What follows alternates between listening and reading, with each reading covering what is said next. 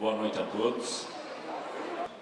Meu nome é Kazuo Matsui, eu sou sócio fundador da BIMAP, com muito orgulho, me sinto muito honrado. Hoje eu estou fazendo o papel do nosso mestre de cerimônias por conta do atraso de todo o trânsito que tem em São Paulo. É com grande satisfação que recebemos todos aqui na nossa casa. Eu gostaria de agradecer a presença.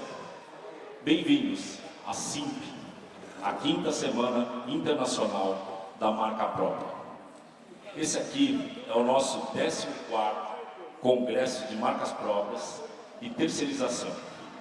Esse ano, com o tema Nossa Marca, Nossa Essência e o Nosso Controle. Eu gostaria de colocar na tela agora quem são os nossos patrocinadores, que são graças a eles que tudo isso que a gente está vivendo hoje é possível.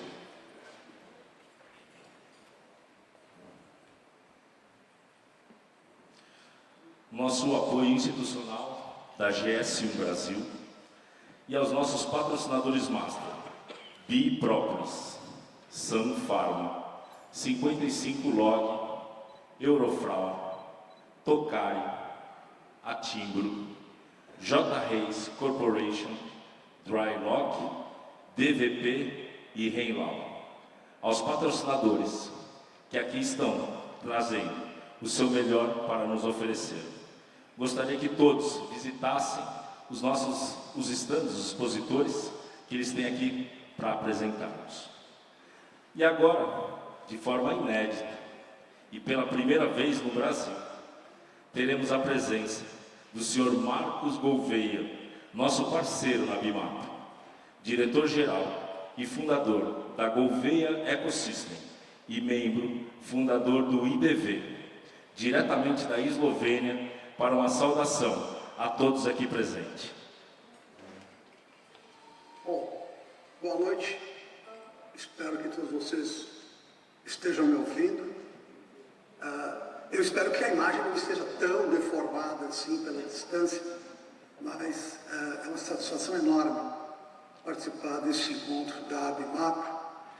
Eu adoraria estar presente junto com vocês, mas eu tinha um compromisso assumido há bastante tempo e não tinha como cancelar. Eu, de fato, estou bem distante aqui na Eslovênia e queria trazer, em primeiro lugar, o reconhecimento ao trabalho que a BIMAP tem feito, sob a liderança da Neide e de todo o time que compõe a diretoria da BIMAP, mas também não posso deixar de trazer um pouco da percepção da realidade em profunda transformação, tornando todo o cenário que nós temos à frente ainda mais complexo, ainda mais competitivo, ainda mais demandante de que empresas, entidades, associações se unam para pensar o futuro de uma maneira integrada.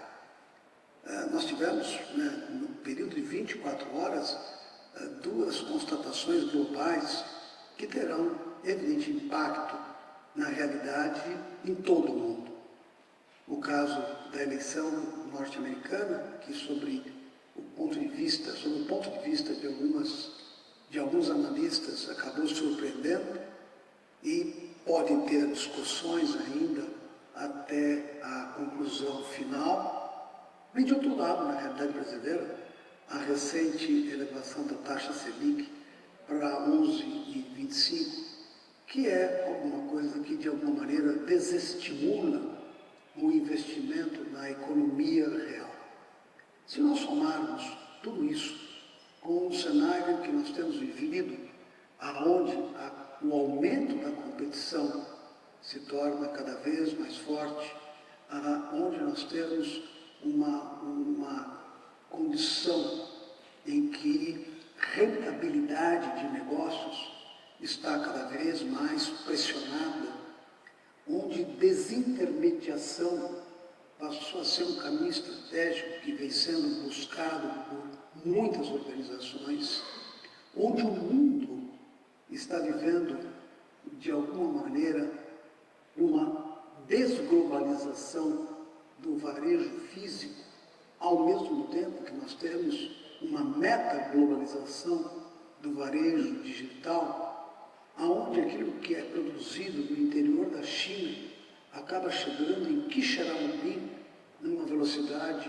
impressionante e muitas vezes sem a carga tributária devida, onde nós temos perto de 21 milhões de famílias no Brasil dependentes do Bolsa Família e complicando um pouco mais a disponibilidade de mão de obra no momento que o país precisa tanto evoluir. Tudo isso, de alguma maneira, configura um quadro que não é muito diferente do que nós tínhamos no passado recente, mas que agora está potencializado pela inteligência artificial e que coloca nas mãos do consumidor, do homem consumidor cada vez mais global, um poder nunca antes imaginado. E é num cenário como esse que todos nós temos que aprender a conviver e, definitivamente, está muito errado quem imagina que isoladamente trará respostas para desafios tão grandes. A necessidade de sentar, a discutir, analisar cenários, como vocês farão nesses momentos reunidos pela ABIMAPRO, é o caminho para buscar soluções integradas. Aquela ideia do passado de que o segredo é a alma de negócio definitivamente está encerrada, para não dizer enterrada. E é necessário aproveitar momentos como esse para reflexões juntos sobre o cenário que temos agora e que, à frente, tenderá ainda a ser mais complexo. Mas, se de um lado esses são elementos que tornam tudo mais difícil, para o mundo da marca própria, para o ecossistema da marca própria, é altamente favorável, porque é e será o caminho cada vez mais trilhado pelas empresas dos mais diversos setores, como vocês todos têm acompanhado, avançando para novas categorias, para novas operações, para novos negócios, porque permite melhor conviver com a proximidade deste homem consumidor empoderado, entendê-lo melhor e atendê-lo ainda melhor. Por isso, fica aqui diretamente da Eslovênia a minha saudação a vocês e que tenhamos todos, eu vou acompanhar um pouco a distância, ótimas reflexões e, acima de tudo, mais iniciativas em prol deste momento, que, se de um lado é desafiador, de outro lado também oferece tantas possibilidades, especialmente para o mundo da marca própria. Um ótimo encontro para vocês e um grande abraço. Obrigado, Marcos, sempre colaborando com a gente há mais de quase 20 anos, né, Neide? O Marcos sempre trouxe grandes reflexões e foi um dos que apostou na marca própria, junto com a gente desde o início. Então, ter a presença dele, acredito ser um dos maiores cérebros hoje do varejo, hoje que entende mundialmente. É um grande prazer. Obrigado, Marcos. Agora, gostaria de chamar ao palco o senhor João Carlos de Oliveira, presidente da GS1, para pronunciar algumas palavras. João Carlos.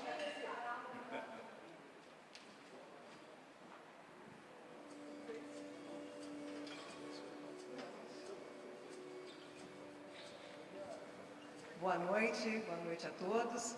Bom, em primeiro lugar, eu quero parabenizar a Neide e toda a equipe pelo evento extraordinário que se inicia hoje com este jantar, e amanhã tem muito mais, né, Neide? Nós somos parceiros de longa data, ABIMAPRO e GS1, e eu acho que a nossa parceria está cada vez mais forte, e agora com essa nova iniciativa, essa nova tecnologia que a gente vai falar um pouco mais tarde e depois amanhã, durante o evento, a gente se aproxima ainda mais. Para quem não conhece a GS1, para aqueles que conhecem, vocês me desculpem, mas eu vou ter que repetir. A GS1 Brasil é uma associação sem fins lucrativos, está presente em mais de 150 países. Aqui no Brasil, nós somos 59 mil associados, que respondem por 36% do PIB e 12% dos empregos formais. É uma entidade que, o que ela responde? Ela cria e administra padrões de identificação para as cadeias de suprimento. Mas o que é isso? Vocês conhecem padrões, né? Quando a gente fala do código de barras, aquela numeração que você vê embaixo do código é uma linguagem padronizada. Então, a gente padroniza tudo. Identificar um produto, um padrão global, identificar um local, identificar mensagens eletrônicas que são trocadas entre os parceiros comerciais. Então, a gente tem esses 59 mil associados, entre eles a gente também atua bastante em parceria com a ABMAPA, né? Hoje a gente teve a ABMAPA uma visita com mais de 30 empresas, né? Quase 40 empresas que estiveram lá no Centro de Inovação e Tecnologia da GS1. Para aqueles que não conhecem, eu gostaria de convidá-los para conhecer um pouquinho mais e desejar, Neide, um evento extraordinário e muito sucesso para você e para toda a equipe. Obrigada.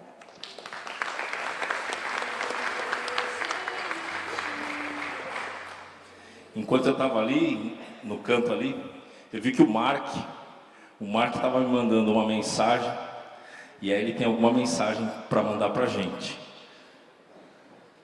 Senhoras e senhores, muito boa noite. Para quem ainda não me conhece, sou o Mark, a inteligência artificial da ABMAPA. Sejam muito bem-vindos à noite de premiação e jantar de abertura da SIMP 2024, a 5ª Semana Internacional de Marcas Próprias e 14º Congresso ABMAPA. Nesta noite, faremos a premiação do Best of, os melhores em marca própria. É a oportunidade de conhecermos os grandes projetos de excelência em marca própria da indústria e do varejo brasileiro. Para conduzir esta premiação, gostaria de chamar ao palco a nossa presidente, Neide Montezano. Por favor, senhora Neide Montezano, venha até o palco.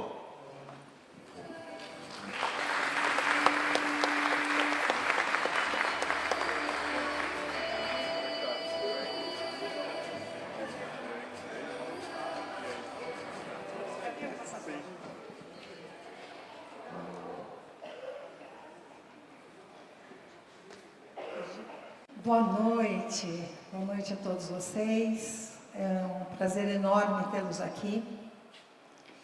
Em especial agora que nós somos maiorentes, como diz o italiano, né? Temos 18 anos, completamos 18 anos neste ano, agora em setembro.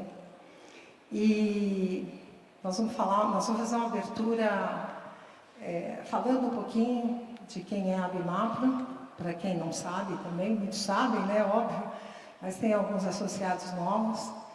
Então, a gente vai falar um pouquinho aqui sobre a associação, que ela foi fundada em 2006, e o objetivo era promover e institucionalizar o mercado de marcas próprias no Brasil.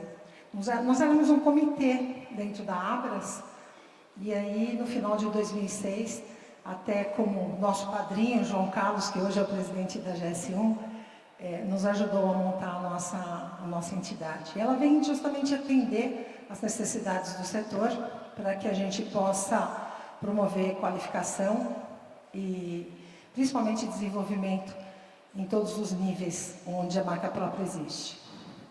Hoje nós somos em 100 associados. Batemos a nossa meta. E o 100º associado é uma pessoa que eu conheci quando eu, com a Montezano Negócio, fomos fazer uma auditoria numa fábrica. Agora temos 101. Ótimo, muito bom. Falei que depois que batia o 100 ia ser uma beleza. Eu fui nessa fábrica, reencontrei um ex-aluno, um ex-colega de faculdade, e hoje o Norberto, que foi com a gente para a nossa aventura europeia, é a empresa que é a 100ª empresa associada da ABMAPA. Daqui para frente ninguém mais segura a gente. E o ano passado eu disse, nós chegaremos no final de 2024 com 100 associados. Alusca, eu te disse uma coisa que norteava a minha vida, não foi? Com meta não se negocia, meta se cumpre. Está aqui, nós cumprimos. Parabéns, Alusca. Você foi fundamental nessa meta alcançada. E como eu te dizia, Jorge, muito mais de 45 bilhões. 212 é o que faturam nossos associados.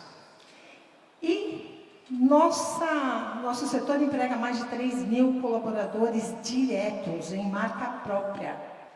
Não estou falando aqui do pessoal que trabalha, né, nos varejos ou na indústria, mas que são diretamente envolvidos com marca própria. Vou passar um filminho para vocês, institucional, para vocês entenderem um pouquinho a nossa história.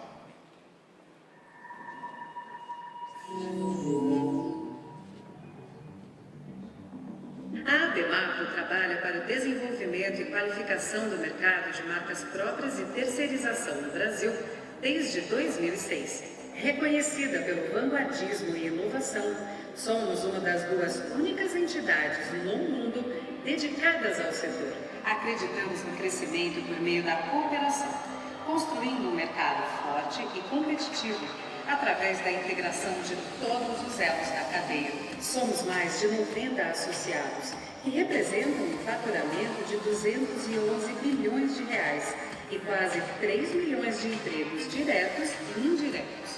Trabalhamos para garantir que cada associado tenha as ferramentas necessárias para crescer e prosperar.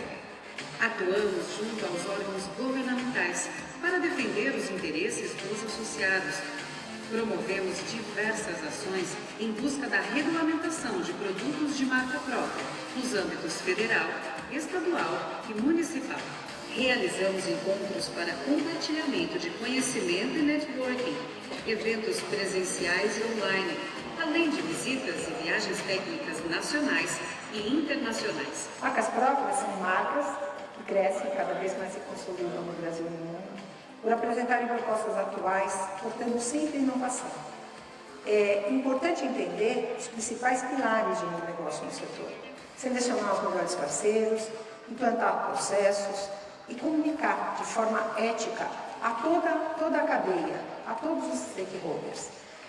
Vivemos em um cenário otimista que a ABMAPRO tem confiança em manter desde o nosso surgimento, com a certeza que contaremos sempre com reconhecimento e apoio dos associados, do mercado, das instituições, do principal protagonista, que são os consumidores. A união de esforços é fundamental para construir um mercado próspero, inovador e integrado. Associe a sua empresa também. ABMAPRO, nós existimos por você. Esse ano foi um ano intenso, né? Nós tivemos várias ações bastante importantes e nós vamos contar algumas delas para vocês agora. Nós fizemos nossa primeira visita à NRF 2024, que aconteceu em janeiro, que é a maior feira de varejo do mundo, até para entender se ela tinha, né, alguma aderência com a marca própria. É uma feira importante, mas não é uma feira exclusiva para a marca própria, não é uma feira onde a marca própria ali pode tirar alguma coisa exclusiva para o nosso setor. Mas é importante, vale a pena visitar para quem quer conhecer. E nós estivemos lá exatamente para isso, para entender essa aderência. Nós fizemos esse ano uma imersão europeia de marcas próprias. Quando nós estávamos montando esse projeto, algumas pessoas disseram: Neide, você é louca. Como é que nós vamos visitar 4 cidades em 4 países nesse tempo, com essa frequência? E eu me lembro que eu disse para uma das pessoas que me questionou: você está indo passear ou você está indo trabalhar? Nós estamos trabalhando, nós estamos indo fazer turismo, né, Giovana? E quando a gente não vai fazer turismo, a gente consegue fazer tudo aquilo que a gente programa para fazer. Afinal de contas, todos que estão lá ou pagaram, né, do próprio bolso ou pagaram para que estivessem lá. E essa foi uma imersão muito boa, muito boa. Nós estivemos em Lisboa, visitamos varejos específicos de Lisboa, visitamos também varejos que não são portugueses, como, por exemplo, o Lidl, até para entender como é que eles adequam o sortimento para os hábitos dos países, né? E visitamos uma fábrica que, por sinal, Jorge, essa fábrica quer vir para o Brasil, e aí eu disse que eles têm que vir para São Paulo, né? Já disse que é para São Paulo, e eu não me lembro o nome dele direito. Giovana, como é que a gente não podia confundir o nome dele lá? Como é que é o seu? Rolo. Nós vamos trazer ele para cá. Depois nós fomos para Amsterdã. Em Amsterdã nós visitamos varejos específicos de lá, e principalmente a feira, que é uma das feiras mais importantes do nosso setor, com mais de 4.000 expositores. Depois nós fomos para Frankfurt. Foi uma viagem intensa de ônibus, porque nós tínhamos que passar nesse caminho por um varejo alemão que ganhou o prêmio de melhor varejo, melhor supermercado do canal alimentar da Alemanha em 2023. E foi muito bacana também essa visita. E aí nós chegamos em Milão, onde a gente visitou algumas redes que são específicas italianas, como Coop, Esselunga, Conad, enfim, Parafarma e várias outras. Na PLMA, nós tivemos um encontro, como sempre, nós temos um encontro exclusivo com a presidente e a direção da PLMA, que nos recebe sempre muito bem, e foi uma feira bem importante para ser visitada, porque sempre encontramos lá novidades. O mercado europeu dita regra, é o maior mercado de marcas próprias do mundo, então, obviamente, é sempre importante visitar e estar lá. Depois nós fizemos uma pós-imersão, que foi na Timbro, que nos ofereceu a sua sede para fazermos essa pós-imersão, onde nós resumimos, né, tudo o que nós aprendemos, vimos e trocamos de informações e de conhecimento. E também foi uma pós-imersão inédita, muito interessante. Tivemos várias participações institucionais em encontros na GS1, em outras feiras, como APAS, ANUGA, Convenção da ABAD, enfim, no Latam Retail Show, do nosso amigo Marcos Gouveia. Tivemos participação também participamos do SOS Rio Grande do Sul, com os nossos associados, que foi um momento bastante importante para nós. Juntos, como é a nossa frase, Jorge, do grupo, juntos podemos fazer muito mais, né? Estivemos em pós-NRF, tivemos até mídia, né, da presidente da Bimapro, enfim, várias parcerias com outras entidades para fazer algumas feiras. E agora, recente, eu voltei segunda-feira, eu fui para o Web Summit em Milão, aqui eu falo Milano, né? Não sei falar Milão, eu acho muito difícil. Em Milão, e foi sensacional. A gente fez visitas técnicas e a gente pegou números super recentes do mercado europeu, que nós vamos passar para os nossos associados em breve. Não deu tempo ainda de preparar. Fizemos 6 visitas técnicas, e aqui eu quero abrir um parênteses. A louca da Neide, que fez todas aquelas visitas técnicas, que era muita coisa na imersão, saibam vocês que lá em Milão era assim, saída 2h30 até às 7, 6 visitas técnicas. 6, de meia hora, e tinha o endereço. E quem perdia o ônibus, estava o endereço lá, ia de Uber, de táxi, porque era meia hora. Então, assim, é rápido, foi bem intenso tudo aquilo. E nós temos aí algumas ações na web que nós fizemos. O nosso site da Bimapro, o nosso MARC, podcasts, cursos, né? Dentro do nosso robô, né? Nessa plataforma do MARC, que é o primeiro robô marca própria do mundo, nós aportamos cursos. Então, e fizemos uma abertura de acesso para essa plataforma a partir do meio do ano para outros, para quem não fosse associado, porque era só para associado. Nós resolvemos abrir para o mercado, porque nós entendemos que aqueles cursos e essa formação, ela tem que partir para nós, de nós, para todos aqueles que queiram e precisam aprender ou acessar conhecimento. Nossas lives, enfim. E um comprometimento que nós tivemos, eu estive numa reunião na Secretaria de Desenvolvimento do Estado de São Paulo, com o nosso secretário Jorge Lima, aqui presente, falando sobre o grande problema do marco regulatório, que é um problema seríssimo para a indústria em especial. Quem não tem problema com vigilância sanitária, com bombeiro, com meio ambiente, enfim. Nós nos comprometemos a montar um plano de trabalho e que pudesse ser levado para apreciação do governo e implantar em São Paulo e que ele seja um exemplo, inclusive, para outros estados. Ele ficou pronto, enviamos lá para a secretaria e estaremos aí à disposição para podermos ajudar e contribuir no que for necessário para o crescimento da indústria no Brasil. Fora isso, a gente fez um novo plano de governança do MAP, ele está sendo finalizado, porque não adianta a gente falar de governança, eu sempre disse que pregar é fácil, mas a coerência está em praticar o que se prega. Então, nós montamos um plano de governança do MAP muito bacana, profundo, e que pode servir até como exemplo para que nossos associados implantem em suas empresas algo semelhante. E criamos, e a partir de janeiro, né, Giovana, nossa qualificação de fornecedor ABIMAP. Os fornecedores sabem aqui, eu brinco, né? Tem algumas empresas que eu digo assim, gente, vocês recebem mais visita aqui do que jardim zoológico. É tanta auditoria, incomoda, o custo é alto.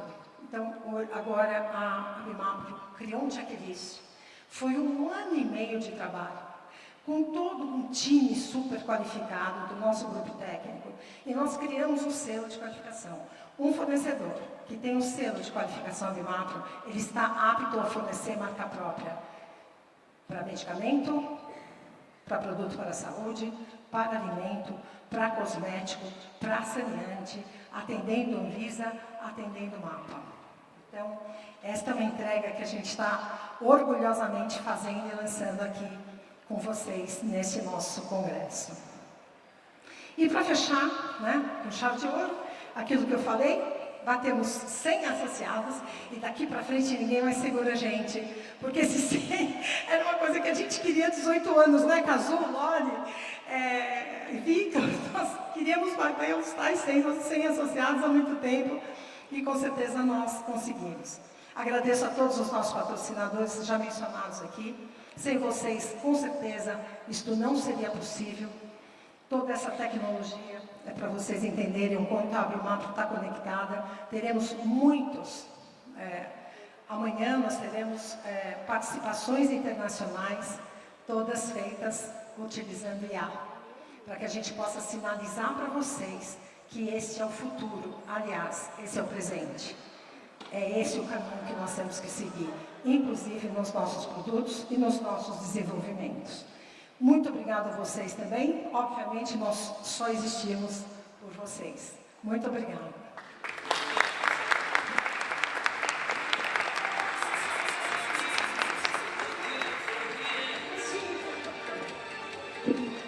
Obrigado, Neide, por suas palavras. Boa noite a todos. Eu sou Maurício, estarei com vocês. Estou atrasado, então peço desculpa a todos vocês, né? Deveria estar aqui há muito tempo. Na sequência, nós convidamos o secretário da Secretaria de Desenvolvimento Econômico do Estado de São Paulo, Jorge Lima.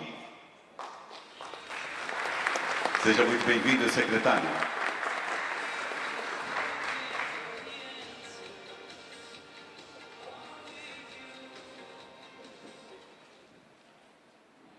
Boa noite.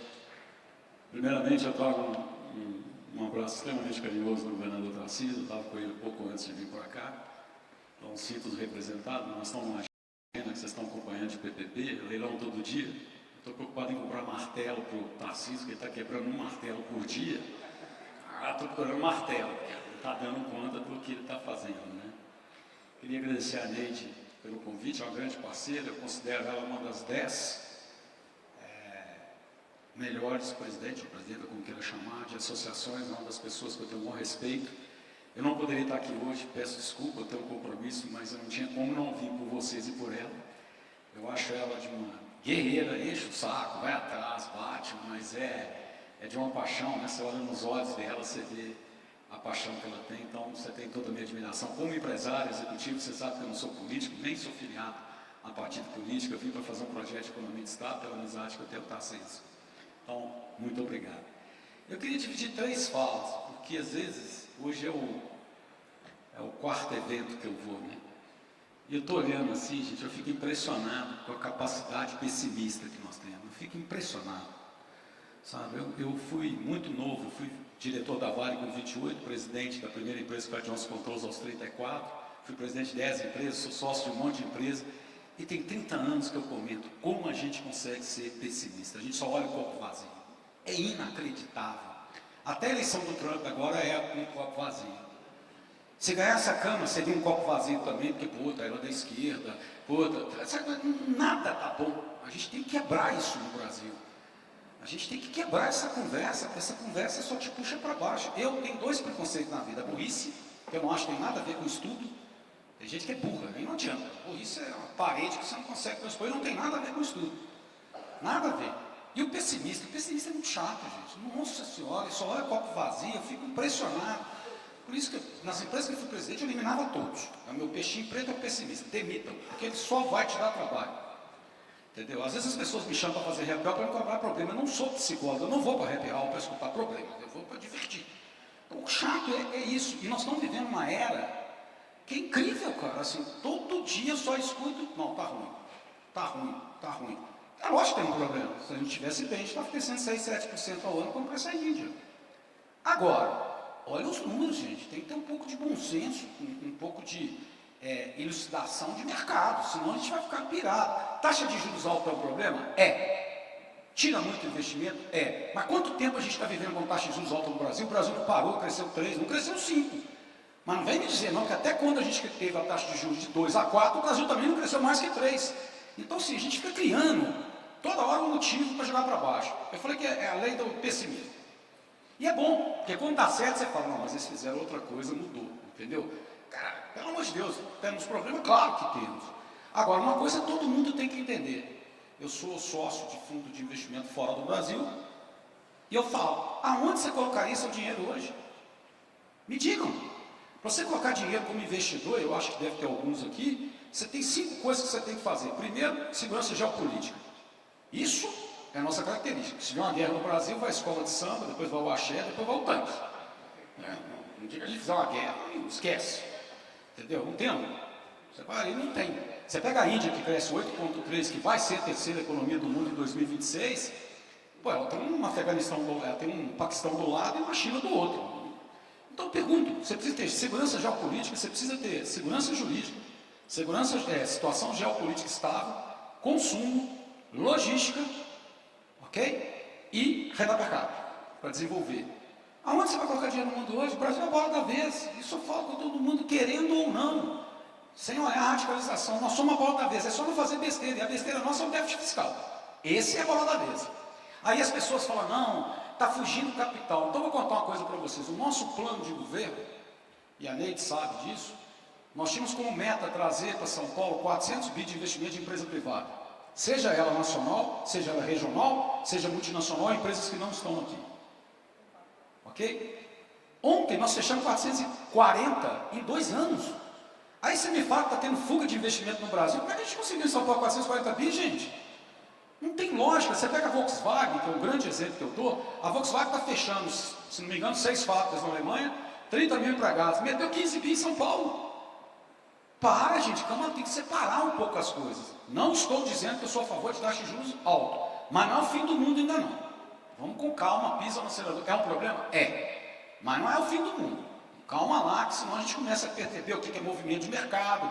Você tem hoje uma desglobalização que fortalece o Brasil por essa posição. Nós temos renda per capita em desenvolvimento, a gente tem público, 200 milhões de habitantes, a gente tem consumo, a gente tem uma provisão privilegiada logisticamente falando. Quem tem um porto igual nós temos, que é o Porto de Santos, que movimenta 180 milhões de toneladas, quem tem as estradas que nós temos, que é padrão europeu, estou falando de São Paulo, quem tem?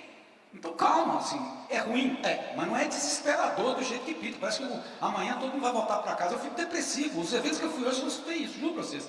Eu vou voltar para casa e vou fazer terapia. Tem um psicólogo aqui, me ajuda que depois do call que eu fizer, é só olhar o copo vazio. Eu acho que a gente precisa ter um pouquinho mais de percepção sobre números.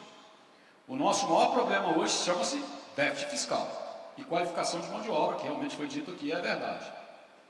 Agora, essa questão de qualificação de mão de obra não é só o Bolsa Família do Brasil. Não é. A cada 5 estudantes que nós temos no Brasil hoje, 4 entre 18 e 28 anos não estudam e não trabalham. Isso é problema de sociedade. E não está só aqui. Se você for em Nova York, você vai ver. Você vai em Frankfurt, você vai ver. Você esteve na Itália, você viu.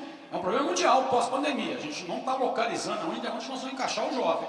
Estamos com o problema mesmo, e é mundial.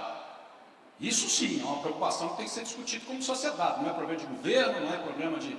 O Auxílio Brasil ele é um problema pelo fato de não ter a válvula de saída, que eu estou discutindo isso com o governo federal, como tem na Malásia, como tem na Índia, que é a válvula de saída. Se o cara sair, ele tem 2 anos para voltar, porque senão o cara não vai sair.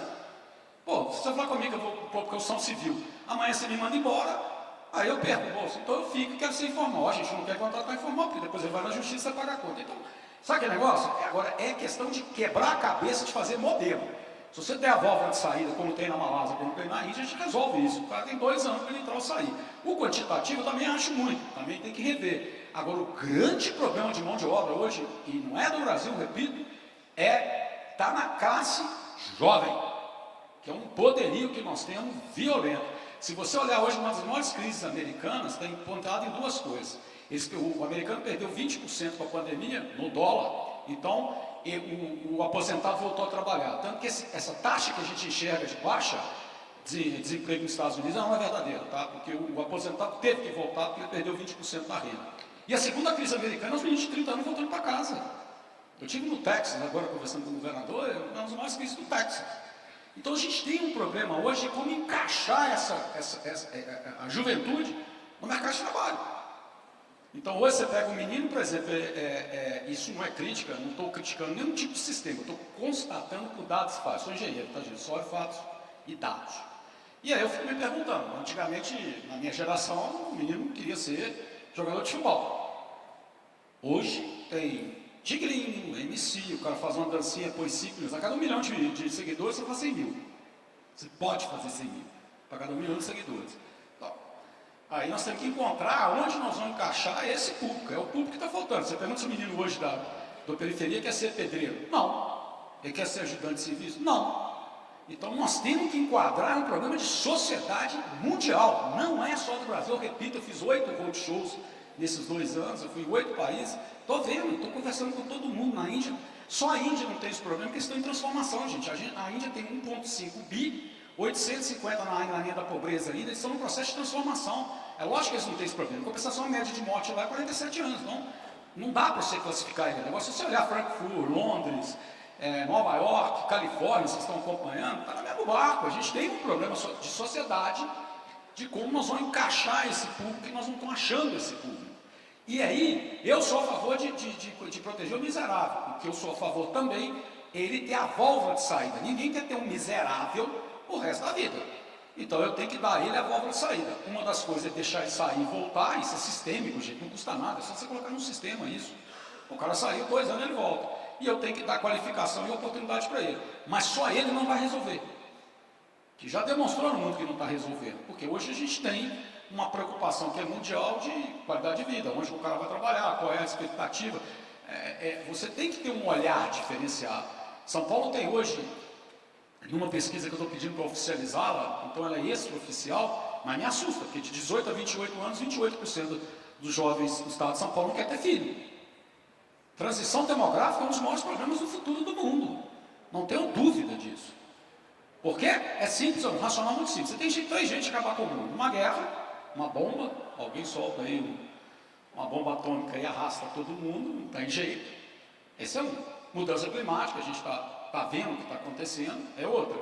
E a terceira é a transição demográfica. Hoje você tem a Escandinávia negativa, você tem a Índia, a China já abrindo para mais filhos. Então hoje você morria com 50, a Índia morre com 47 ainda. Mas a Ásia está operando com 100, 110. O Brasil vai 81. Nós não somos mais 77. A próxima pesquisa nós vamos para 81. Beleza. Você para com 65, vive 81, tem 16 anos para você trabalhar. Legal. Não entra? Quem paga a Previdência? Vai quebrar o mundo inteiro. Toda vez que o mundo teve isso, se vocês olharem historicamente, ou ele vem com a guerra ou ele vem com a pandemia. Isso é histórico. Então, acho que tem outras coisas que a gente tem que preocupar, de tirar foco, de ficar só no pessimismo, está tudo ruim, está tudo ruim. São Paulo, eu garanto a vocês que nós não estamos mal. Então, eu vou na linha de fatos e dados. E aí eu vou falar um pouco do que eu acredito do segmento, eu falo com a Lídia, eu recebi o trabalho dela, já avançando em alguma coisa que eu vou contar para vocês. Mas, eu não posso aceitar de dizer o seguinte. Primeiro, tem um outro ponto de observância. A pandemia, ela teve a pandemia, a guerra da Rússia, né, com a Ucrânia, que foi simultânea, quase que no mesmo período, ela teve duas mudanças muito fortes. A primeira mudança é governadores. O Brasil aprendeu a tirar o governador do obscuro e ele transitar com coisas que ele não precisa do federal. E criamos grandes governadores. Caiado é um. Tarcísio nem se fala, é meu ídolo, né? Mas você tem Caiado. Você tem Zema em Minas, você tem Jorginho Melo em Santa Catarina, o Mauro Mendes em Mato Grosso, você tem a Líria em Pernambuco, você tem o substituto da Zambuja no Mato Grosso do Sul, você tem o próprio Eduardo Leite, você tem o Ratinho no Paraná, você tem o Casagrande no Espírito Santo, tem gente que está fazendo um bom trabalho e muitas vezes independente. Nós não dependemos do governo federal para fazer o que nós estamos fazendo. Então não dá para misturar tudo no mesmo balaio. Repito, temos um problema de taxa de juros alto? Temos. Mas não é o fim do mundo ainda não. Vamos segurar um pouquinho aqui. Nós vivemos isso há uns 30 anos. É ruim? É. Podia crescer muito mais? Claro. Quanto mais tivesse taxa de juros, mais eu investia. Mas essa correlação também não está ligada só a isso não. Não é que eu vou baixar as taxas de juros que eu garanto que eu vou crescer. Isso é conversa meio maluca. Não é verdade. É lógico que facilita o ambiente de negócio. É uma preocupação? Claro que é. Mas não é o fim do mundo. O segundo ponto é a questão de você olhar o copo cheio. Se você ficar hoje nesse processo de autodestrutivo, que toda hora você tem 30 anos, tudo está ruim, nada vai para frente, cara, isso é meio maluco. Você vai atraindo isso para a sua cabeça, você não consegue movimentar. Entendeu? Então, São Paulo, eu tenho dados. Então, os dados têm que ser contestados. Então, olha para vocês verem uma coisa. No nosso plano de governo, nós falávamos, que eu que escrevi, na parte de desenvolvimento econômico, fui um dos coordenadores da campanha do Assis, e eu falava o seguinte, cara, nós vamos captar 400 bi para São Paulo em 4 anos. Ontem a gente tinha 440. O call que eu vou ter agora é para fechar com a maior empresa chinesa do mundo que vai vir para São Paulo. É uma empresa que vai colocar 9 bi em São Paulo, vai gerar 7 mil empregos, numa região que inclusive é pobre, mais pobre de São Paulo. Eu vou fechar agora, nesse call que eu vou fazer agora, às 9h30. Quer dizer, eu me pergunto o seguinte, esse cara é um idiota? O Brasil está tão ruim assim que eles estão vindo para cá? Aonde você colocaria o dinheiro? Volta a pergunta para você, você vai colocar na Índia? Não dá, porque a Índia ainda está fechada, movida pelo caso, crescendo pra caramba, eles não estão precisando de investimentos externos, não estão, porque estão no movimento com 1,5 bilhões de pessoas crescendo 8,3 ao ano, eles eram a quinta economia, esse ano eles passaram a Grã-Bretanha, em 2 anos vai passar o Japão e a Alemanha. Então não é um lugar, e com a geopolítica bastante perigoso, porque você tem 2 inimigos muito fortes, que é a China e o Paquistão do lado. Então assim, os caras estão olhando, esperando um pouco mais. África, todo mundo que tentou, eu tive a oportunidade de morar em 5 países, eu morei no Japão, Suécia, Estados Unidos e Argentina, eu brinquei com ele que eu começo bem, termino um pouquinho pior, devia ser o contrário, mas aí é Deus, né? E eu operei em 130 países, eu falo o seguinte, cara, me dá quem conseguiu operar na África, me dá quem conseguiu. Vários problemas, seja tribal, seja apartheid, seja corrupção, um mercado, baixa renda per capita, difícil logística. Eu operava lá pela BRF, eu fui presidente da BRF e da parte latina, não consegui. Então, assim, aonde? Rússia. Eu não acho que é uma boa colocar dinheiro na Rússia agora. Quem mais? Canadá? Logística baixa, pouca concentração, alta renda per capita, mas é uma distribuição difícil como a Austrália é. Sobrou quem? Somos nós. É só o Brasil não fazer bobagem no federal, que é o déficit fiscal. Nós vamos avançar. Cresceria mais? Óbvio, mas não passa só por isso. Passa por reforma administrativa, passa por governo gastar mesa, passa por regulatório, é uma série de outras ações que precisam ser feitas. Mas mesmo assim, olha que coisa interessante. São Paulo no primeiro semestre cresceu 3,3, gente. Se tivesse tão horrível, como é que a gente cresceria 3,3? E a meta era 400. Fizemos 440. E com agravante, tá? Esses 440, ele atinge 193 cidades, das 259 cidades, nós temos acima de 20 mil. É pulverizado no estado. Aí você fala o seguinte, pô, não é possível que está tudo ruim. Temos problema, não estou negando isso, eu só não gosto de olhar só copo vazio, porque eu acho que mentalmente, quando você fica muito pessimista, a tendência a andar para trás é muito maior do que você andar para frente. Aqui tem muita gente nova, eu fico brincando aquele seriado que tinha, que é propaganda, um filminho, vocês lembram? Ó dia, ó noite, puta merda, que não saco, cara. Então, assim, eu não acredito nisso, eu acho que temos problema, mas eu acho que a forma de você girar o problema é com otimismo e não com pessimismo. Vocês têm uma outra ideia, nosso plano é empregar 1 milhão de pessoas formais no estado de São Paulo em 4 anos. Nós estamos com 905 em 2 anos, em setembro. Ou seja, a possibilidade de a gente bater 1 milhão em 2 anos, 1 milhão de emprego formal, isso é 30% que foi gerado no Brasil. Eu tenho que ser pessimista? Não. Não concordo. Se você olhar a nossa meta de abrir empresa em São Paulo, era 500 mil em 4 anos. Nós estamos em 585 mil. Não está ruim. Está andando. Agora, óbvio que a gente tem uma série de problemas, óbvio. Ninguém está negando isso. Não estou aqui pintando só o azul. Eu só não quero pintar o vermelho só. Até que essa palavra é bem perigosa, né? A questão é, nós temos que trabalhar com vocês, os empresários, nós somos um governo muito ligado a vocês, com participação, ele me entregou o plano, a gente já está trabalhando o plano, mas não dá para ter essa visão completamente alucinada, sem ver dados e fatos. O dólar operou hoje a 6? Operou, mas o efeito do dólar hoje é Trump. E aí, gente, a gente tem que entender também que tem um mercado de interesse. Quem mexe com investimento sabe aqui, eu crio uma crise e vendo, depois eu baixo a crise, subo a bolsa, desço a bolsa. Tem um outro componente que ninguém quer discutir no Brasil, que é verdade, o mercado se move assim. Para alguém ganhar dinheiro na bolsa, alguém tem que perder. Eu nunca vi só todo mundo ganhando. Eu brinco muito que eu sou o cara que não posso entrar em bolsa, que eu só levo ferro. Mas eu também só escuto quem ganhou. Eu nunca escuto quem perdeu. Nunca ninguém chegou para mim assim, perdi, tomei mó ferro. O cara só conta, ganhei. Sabe, igual Bitcoin, essas coisas. O cara só ganha. Aí quem perde não conta. É fácil.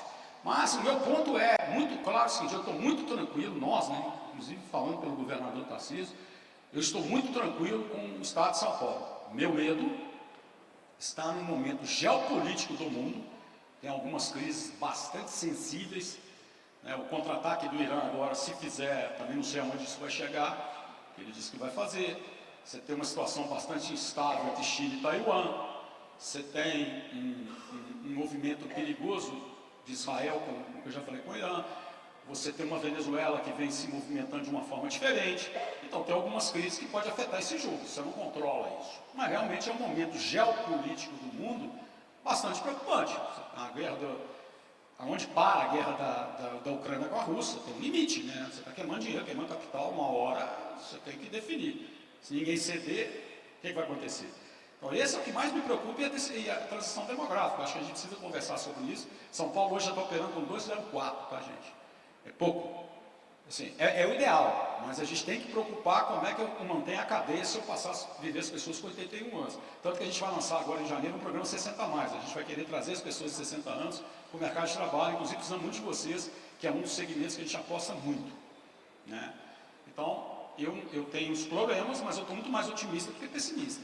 Outro dado importante, nós fizemos, nós estamos operando, nós temos uma linha no governo chamada 3D. Nós temos um D, que é de dignidade, que aí tem a nossa primeira-dama Cristiane Freitas. Se vocês conhecerem, vocês vão ver, vai ser a melhor primeira-dama que eu acho que eu já vi nesse país. Não é porque é minha amiga, tem a capacidade de conjugar o social com o econômico de uma forma bastante interessante. Nós temos um D, que é o D do desenvolvimento, parte está comigo, e o D do diálogo. A gente acredita que o empresário é que vai dar as ideias. Por isso que as reuniões com a Neide, quando ela apresentou o plano, são extremamente fundamentais. Eu me movo com o que vocês falam comigo. É assim que eu me movo. Então, a gente está cada vez mais perto de vocês, via coalizões empresariais, via as associações, via Ciesp, via Fiesp, é assim que a gente vai movimentando. Mas, fatos preocupantes tem em qualquer empresa. Sua empresa vai ter fato preocupante. Se você olhar seu dia a dia, você tem pontos positivos e pontos negativos. Agora, transformar isso no pessimismo é que eu sou determinantemente contra. Então, São Paulo, eu garanto a vocês que a gente está muito otimista, os dados mostram isso. Para vocês terem noção, 2 anos atrás, nosso PIB era 2 trilhões 750, nós batemos o PIB esse ano de 3.300. Tá? O segundo lugar, que é Rio de Janeiro, é 1 trilhão e 100. E Minas é 1 trilhão. Significa que nós somos 3 vezes maior que o segundo lugar do Brasil. Nós temos a segunda renda per capita que cresceu 17,8%, hoje está na caixa de 2.492, só perdendo para Brasília. Nunca entendi por quê, porque lá tem muita indústria, eu não achei. Mas deve ter, né? Está em algum lugar lá. Mas ainda dominamos 45% do mercado de consumo do Brasil e subimos a massa salarial em 16,8%. Então, assim, nós estamos bem. Se o Brasil não fizer bobagem no déficit fiscal, a gente pode surpreender nesse 3,3%. Eu acho que a gente pode operar aí um pouco mais alto e vai surpreender. O Brasil fez 2,4%, como São Paulo é 30% do PIB, dos 2,4%, 1% é São Paulo, então nós estamos bem. Nós não estamos mal.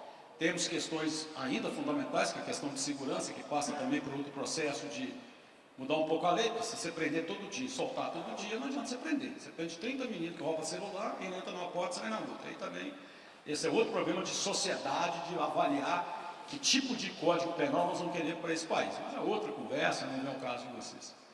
Então, assim, eu estou bastante convicto disso. Vocês, aonde eu tenho dito que vocês podem colaborar, na minha visão? Marca própria, ela tem 2 cunhos, né? Você tem um cunho de fortalecimento de brand, o mundo se move a brand hoje, né? Eu brinco muito que quando eu era sócio do Botanique, aquele hotel de Campos do Jordão, eu tinha sociedade lá, tinha um em Patache, tinha um na Indonésia, vendi. Meus negócios eu entro e saio com 5 anos, é meu estilo como empresário, não como executivo. Então eu tenho mania de operar em 5 anos. Mas eu lembro muito que a gente estudava a marca, né? Quer dizer, hoje o brand, ele tem a sua importância. O supermercado avançou muito nisso, principalmente Carrefour e Pão de Açúcar, era muito amigo do Abílio, e ele avançou muito quando ele fez a marca, né? Tem o seu valor. Tem a cadeia também de marca própria, mas o brand, ele é uma dificuldade, quando você cria, você anda, não tem dúvida, né? Então, assim, eu acho que tem esse cunho, mas para São Paulo, na visão nossa, eu sou um cara determinantemente contra grandes cidades, eu não acredito. Graças a Deus o governador também não acredita. Como sempre eu falo, se você olhar o modelo holandês, a Holanda tem 15 milhões de habitantes, o Rio tem 15 milhões de habitantes, 12 estão em volta do Rio, e a Holanda não tem nenhuma cidade acima de 675 mil habitantes, nem Haia, nem Roterdã, nenhuma delas. E é um país que não é tão industrializado, mais agrícola, mas é uma filosofia que me agrada muito. Então a nossa meta em São Paulo é segurar as pessoas onde elas estão. E aí vocês têm um papel importante, porque eu acredito muito no micro e médio empreendedor. Hoje eu estou descarregando, os bancos do governo estão comigo, eu estou descarregando dinheiro demais no microempreendedor. Eu acredito muito na cadeia, porque 80% da arrecadação vem da indústria, mas 75% a 78% da empregabilidade vem do comércio e serviço. Então eu estou apostando muito no microempreendedorismo, inclusive nas mulheres. Eu fico feliz que eu estou vendo mulher pra caramba aqui. Esse é um assunto que eu estou sendo chamado de demagogo aí para alguns. Deixa eu explicar uma coisa para vocês. São Paulo tem 52% do estado de São Paulo é mulheres. Na curva futura, se continuar a proporção que vem de crianças, São Paulo chega a 60% de mulheres em 10 anos. É óbvio que essa curva pode mudar, mas hoje nascem mais mulheres do que homem. Nenhuma das 16 regiões administrativas nossa tem menos de 50% de mulheres. Hoje dominam 59,7% da universidade estão com mulheres, 12% do agro mulher, 68% do texto mulher, 50% da farmacêutica mulher. Cara, não dá para desprestigiar isso. Então nós estamos apostando fortemente numa teoria. Se você olhar a independência da mulher, ela vem de 70. Então nós estamos falando que ela tem 56 anos de transformação. Porque até 70 ela era dona de casa. Minha mãe foi, possivelmente, que aqui é bom, né? Tem uma turma que é minha aqui, né? Chacrinha, Índia Poti, Rita, Cadillac. Aí eu olho aqui, tem uma outra turma ali que é do Luciano Huck, Tiazinho, né? E tem a turma vimos aí, a turma ali, aquela turminha ali, a turma do Mion. 3 gerações, né? Então quem conhece sabe o que eu estou falando, é dona de casa, sabe?